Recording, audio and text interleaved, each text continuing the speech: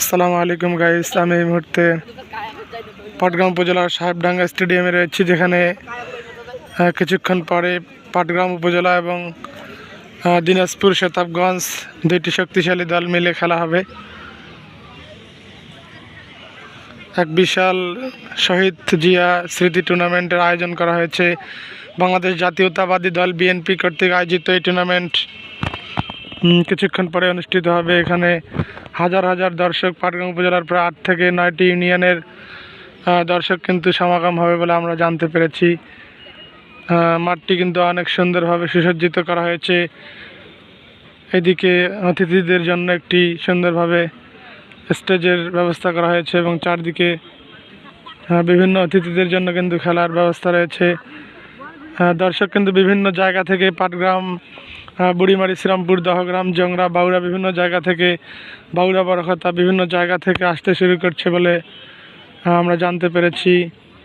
বিভিন্ন জায়গার মাঠটা কিন্তু অনেক বড় স্টেডিয়াম, সাহেবডাঙ্গা স্টেডিয়াম।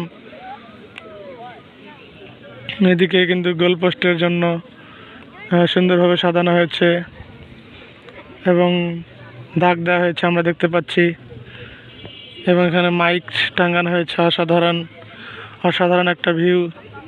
এবং বিভিন্ন কোম্পানি, বিভিন্ন বড় বড় দোকান কিন্তু স্পন্সর করেছেন মাঠের চারদিকে। তাদের নাম ফলক আমরা দেখতে পাচ্ছি: শরীফুল থাই, অ্যালুমিনিয়াম, ঢাকা ডিজিটাল, সাইন, আর অনেক কোম্পানি, নাচ শুজ। পাটগ্রাম জেলার বিভিন্ন বড় বড় দোকানগুলো কিন্তু স্পন্সরশিপ করেছে, আমরা জানতে পেরেছি।